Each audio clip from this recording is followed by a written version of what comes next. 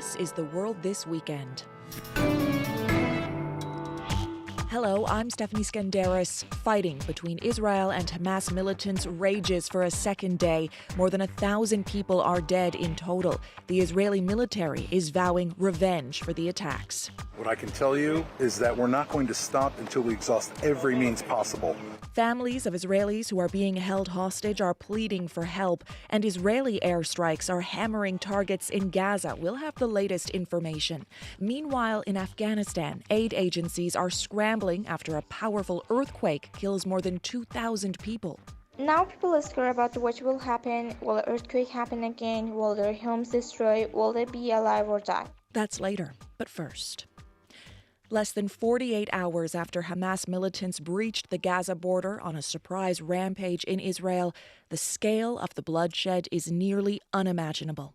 Israel says more than 250 bodies have been recovered from the site of a desert music festival attacked yesterday. It's unclear if that number is included in Israeli officials' total of 700 people killed. Palestinian health officials report Israeli airstrikes have killed more than 400 people in Gaza. Chris Brown reports from Jerusalem. Hamas militants came to murder, humiliate, and to shatter Israelis' sense of safety. And the city of Herat was one place they left in ruins. The police station became a scene of carnage. Israeli media reported perhaps 20 officers were gunned down by militants who took them by surprise. On Sunday, firefighters combed through the ruins of the building. They found blood smeared on walls, on helmets, and bullet casings littering the floor. Few of our friends died, few of them at hospital. Hamas militants went home by home, shooting some people at will, taking others hostage. And this woman says there was no one to stop them. All of a sudden, I saw a white vehicle and they started shooting and shouting Allahu Akbar, she said. I called the police, but there was no answer. More than 24 hours after the first militants broke through the border fence separating Gaza from Israel, there was still fighting, including reports of new incursions near Ashkelon, where Israeli forces opened fire. Questions about why Israel's military appeared unprepared will haunt the country, but Sunday, with reservists being called up, Israel's response took shape. Tanks were spotted heading south towards Gaza, and the government warned Palestinians to evacuate. We will exact a heavy price from Hamas, said Israel's defense minister Yoav Gallant. They will regret that they started this. If Israel invades, the concern is Hezbollah fighters in Lebanon might join the war. So other Israeli divisions are being moved to the northern border. Gazans initially celebrated when Israeli hostages were paraded through their streets, but by Sunday those scenes had vanished. Israel fired a barrage of missiles, destroying buildings they claim housed Hamas commanders and communication centers, and inevitably Palestinian civilians paid a heavy price. The body of a little girl was pulled out of a high-rise that collapsed, and everywhere there were funerals. This family buried 5 children. What have they done? They're all dead, all children and women, he said. If you're looking for the men, go fight them. This was the deadliest day Gaza has suffered in 15 years, with a death toll that will inevitably keep rising as Israel and Hamas wage war. Chris Brown, CBC News, Jerusalem. The attack on Israel has also turned into a hostage crisis, with Hamas militants taking captives and dragging them back into Gaza, among them women, children, and elderly people. CBC News chief correspondent Adrian Arsenault is in Jerusalem with that story. Late into the night, one after another, Israeli parents and family members sat before microphones and through exhausted sobs begged for answers. Where are their children? Who's looking for them? What's happened to the missing? Listen to this father of 2 daughters he says were taken and dragged into Gaza. I haven't received any iota of information. My 2 daughters are over there. They're either being raped in Gaza. There's nothing I can do about it. A mother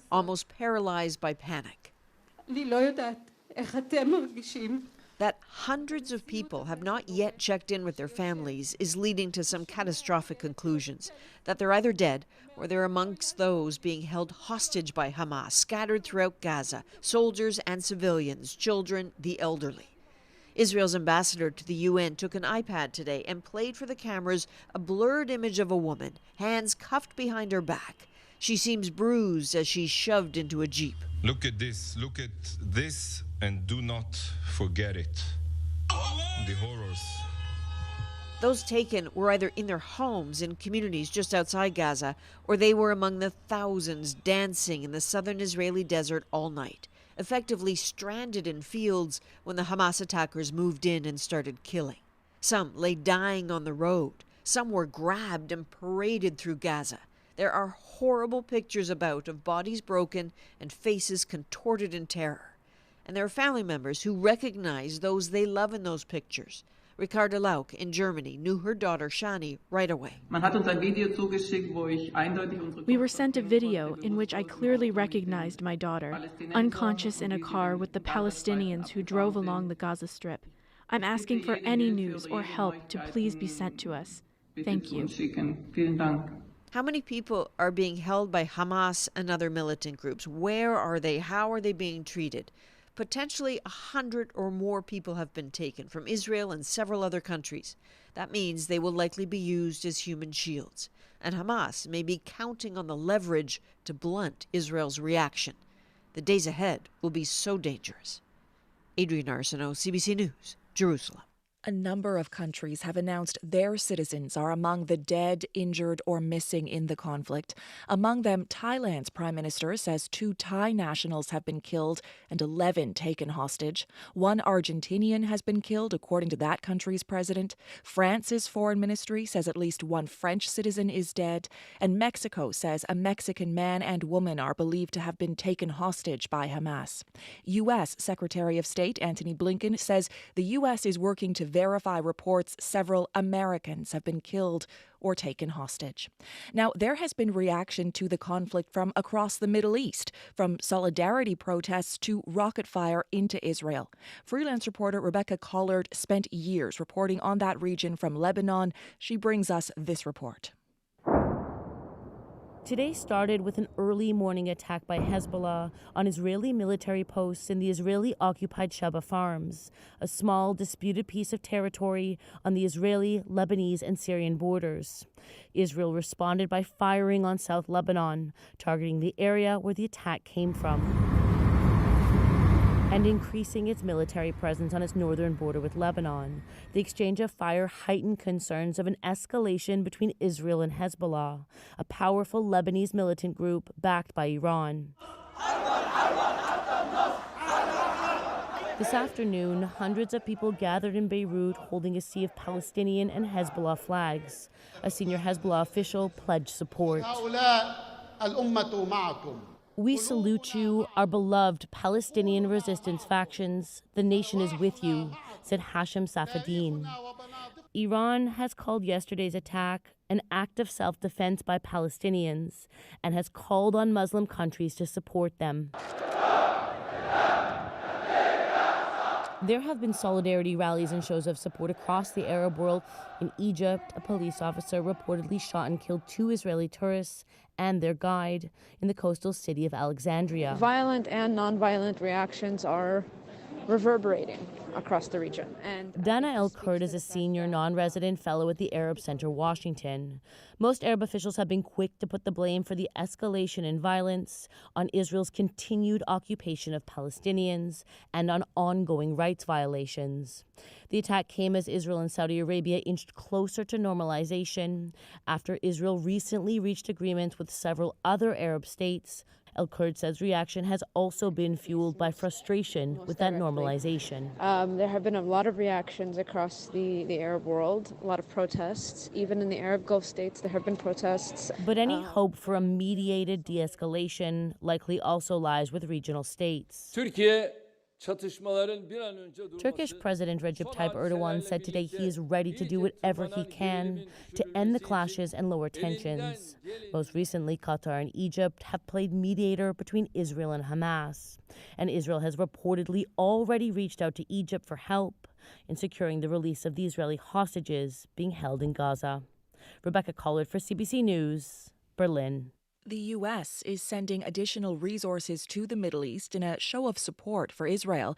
The move is just one aspect of the American response in the wake of this intensifying conflict. Katie Simpson reports from Washington. American military ships and jets are making their way closer to Israel. The U.S. confirming it's sending nearby cruisers, destroyers, and aircraft carriers to the eastern Mediterranean and will be adding to its squadrons of warplanes. A combination show of force and a measure of deterrence. President Biden was very clear in sending a message to anyone in any other area who might try to take advantage of the situation not to. U.S. Secretary of State Antony Blinken says he's been working the phones over the past 24 hours, speaking with allies and regional leaders alike in the hopes of de-escalating the situation. President Joe Biden personally briefed Israeli Prime Minister Benjamin Netanyahu on that effort in a phone call, their second in 2 days. The U.S. now saying they believe it's possible these attacks were launched at least in part to try to stop the normalization of relations between Israel and other countries, mainly Saudi Arabia. Look, who opposes normalization? Hamas, Hezbollah, Iran. So it wouldn't be a surprise that part of the motivation may have been to disrupt efforts to bring Saudi Arabia and Israel together. The crisis triggered an emergency meeting of the United Nations Security Council.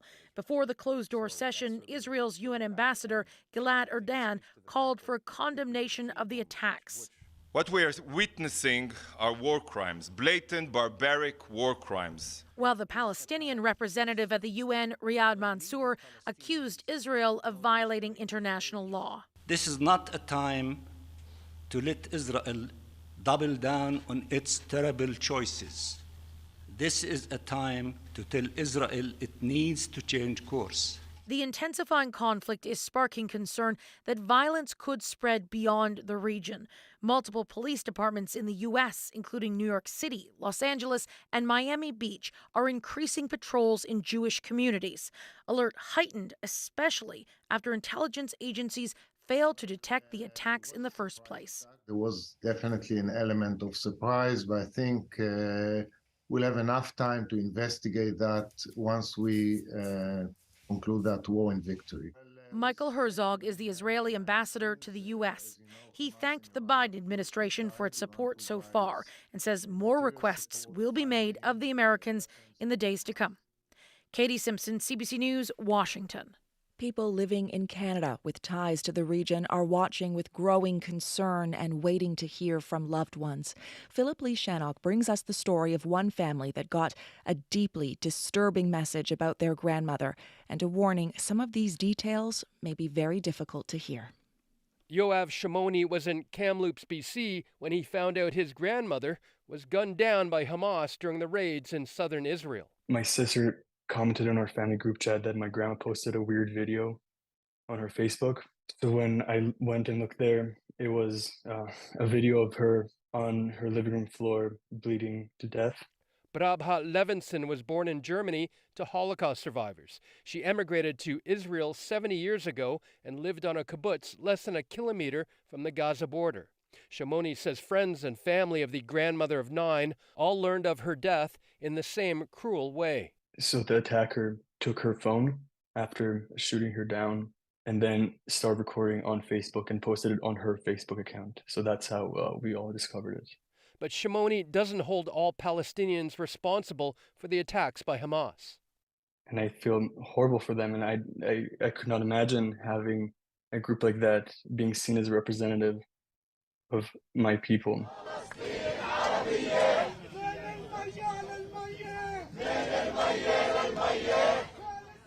In Ottawa, the local chapter of the Palestinian Youth Movement held a rally. Sarah Abdul Karim is an organizer. And so we're here to uplift their right to defend themselves and their right to fight against colonization and occupation, as all people have that right under international law. Another rally in Montreal was held outside the Israeli consulate in the downtown neighborhood of Westmount, where they were met with police in riot gear. Michael Mostyn is the CEO of B'nai B'rith Canada in Toronto. We have seen images, unfortunately, of those who are celebrating the mass murder of Jews, the kidnapping of children, murder of children and the elderly, and this is just not acceptable. Mostyn says there are more rallies planned this week. B'nai B'rith has reached out to police in cities across the country. Well, what we're asking for is for the police to ensure that rallies that are in support of the most recent Hamas operation in Israel, which is still ongoing, not be permitted. Ontario Premier Doug Ford posted on X that the rallies were reprehensible and disgusting and have no place in Ontario. Rallies in support of Israel are also planned. Philip Lishanok, CBC News, Toronto. To Afghanistan now, where more than 2,000 people are dead after a powerful earthquake and 3 aftershocks hit Herat province. Thousands more have been injured and left homeless by the devastation. The United Nations and other agencies are rushing aid to the affected areas. Freelance reporter Abdul Sattar has more.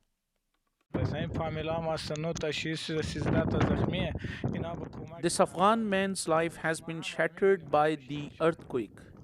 He lost 2 members of his family, and many of his relatives were badly injured and need help. A young woman named Atina Nasiri says that the earthquake has left residents in Herat in constant fear.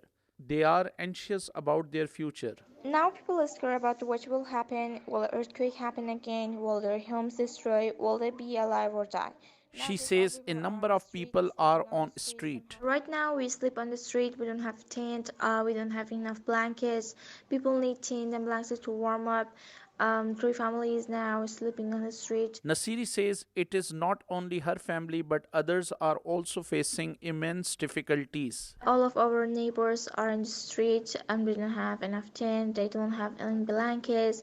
They don't have anything to warm up. All of them are cold. Some kids they are crying.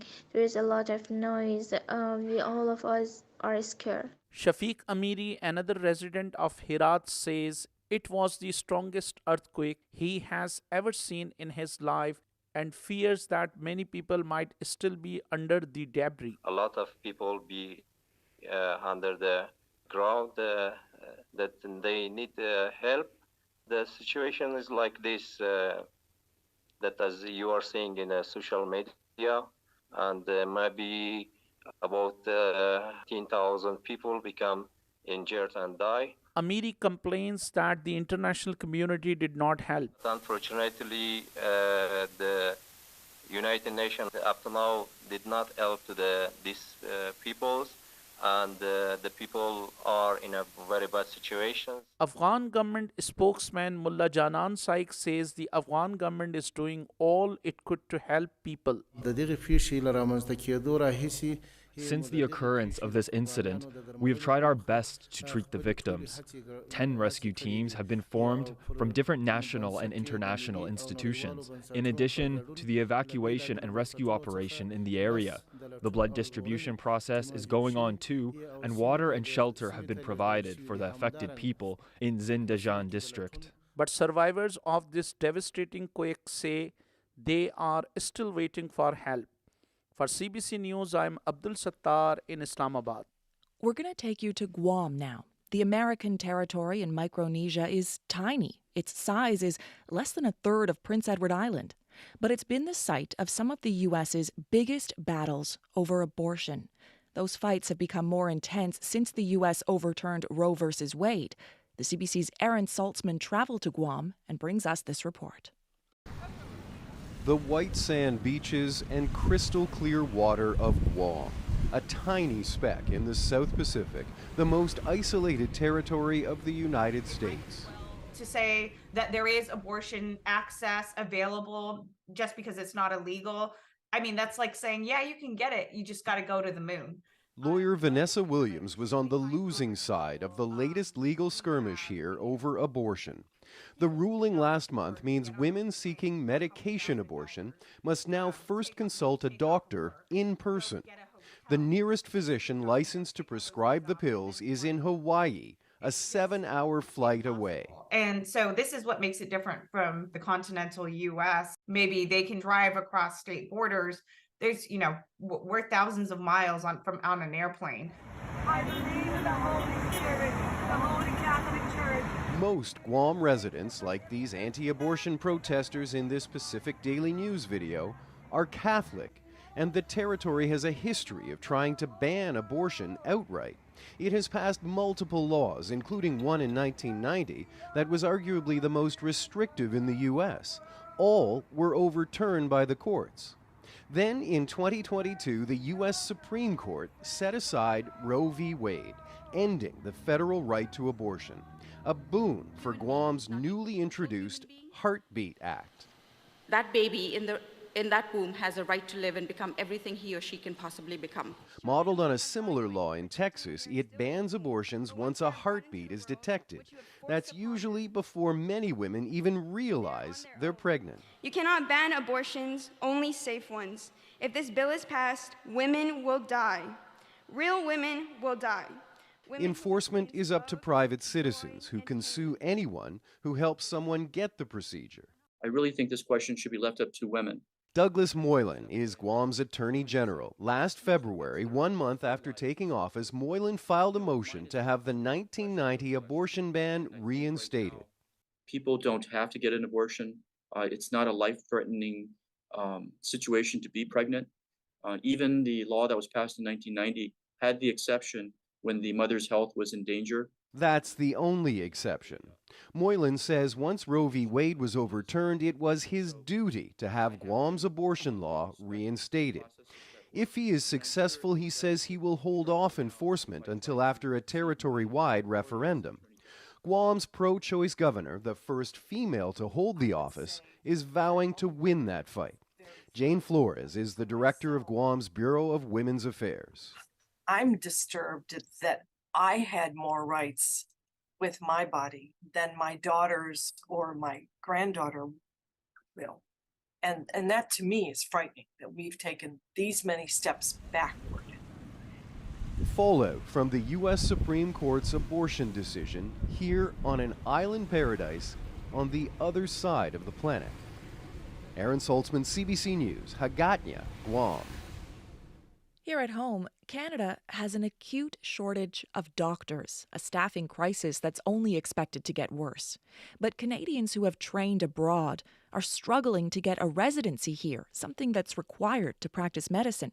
Critics say the system often favors wealthy foreign nationals instead. J.P. Tasker explains the loophole that's allowing that to happen.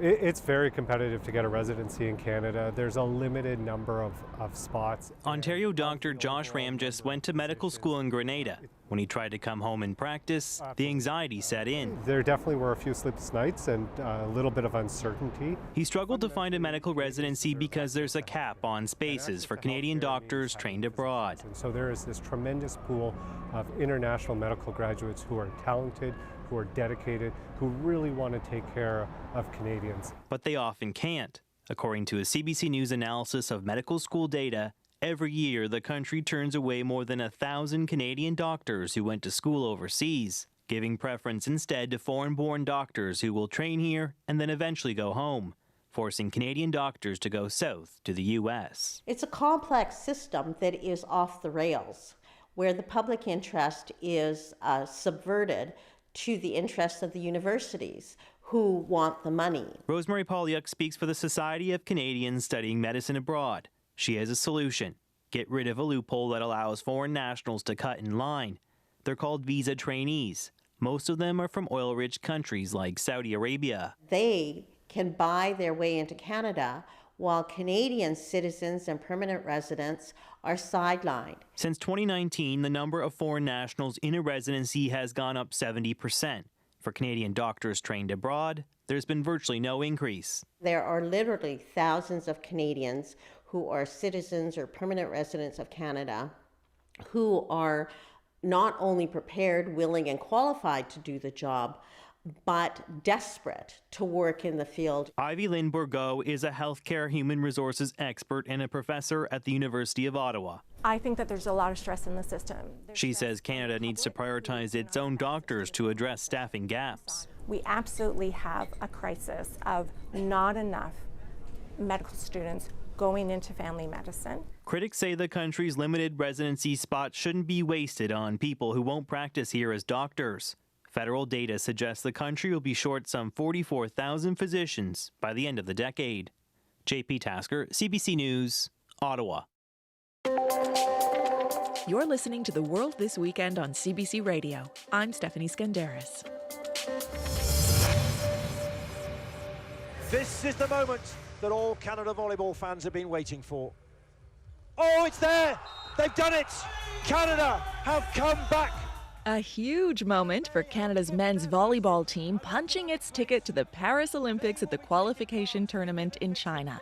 It'll be Canada's third straight Olympic appearance, but it almost seemed like it wasn't going to happen this time.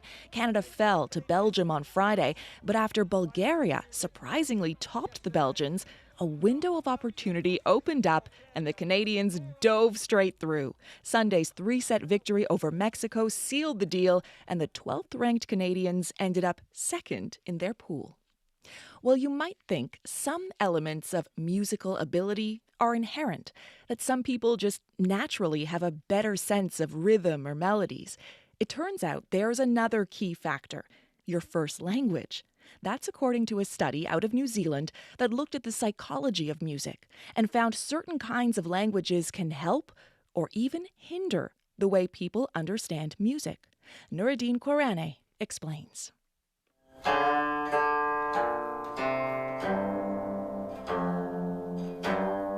Musician Zhao Yao plays the kuqin in his West Toronto studio. The ancient Chinese instrument is known for its quiet tones and high learning curve.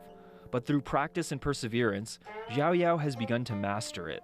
He credits persistence and a good teacher, but there may be another factor giving him a learning advantage: language. Understanding how to string that melody together when you're singing is a little bit simpler because of all the tonal differences that exist in the language that we either grew up in or we naturally have inside. Zhao Yao grew up speaking Cantonese, a tonal language. A recent study published in Current Biology has found that speakers of tonal languages have an edge at recognizing melody. Languages like Cantonese, Yoruba, and Mandarin rely on subtle tonal inflections on words to dictate different meanings. Ma is horse. Ma is mom. And then ma is like numb. The kind of research I do is about trying to understand the psychology of music. Courtney Hilton is a research fellow at New Zealand's Auckland University and the co-author of the study. He and his team collected data from nearly 500,000 participants. He says that tonal language speakers are naturally inclined to pay attention to pitch patterns, making them more adept at hearing melody. If you speak a tonal language, you have to be particularly sensitive to and kind of pay attention to these pitch patterns. Otherwise, you mishear what people are saying. The study also revealed a musical trade-off of sorts. While tonal speakers were found to be better at picking up melody, they were found to have a disadvantage at perceiving rhythm.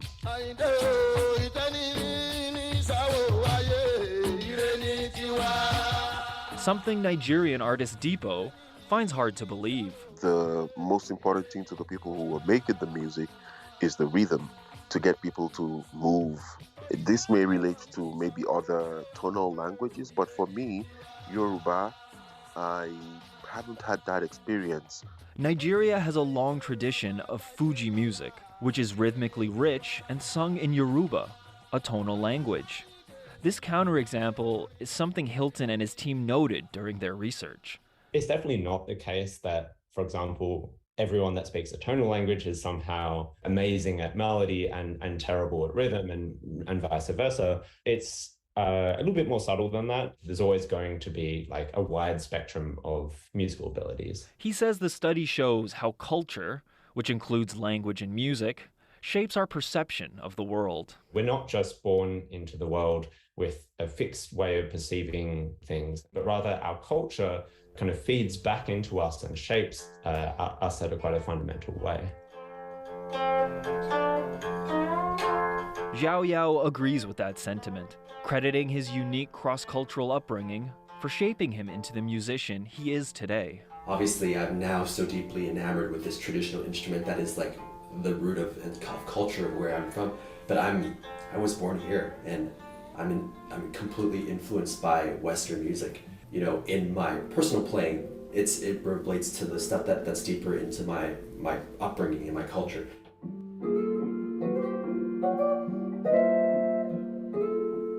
Nuruddin Korane, CBC News, Toronto. And that's it from the world this weekend this Sunday. I'm Stephanie Skandaris. Thank you for being with us.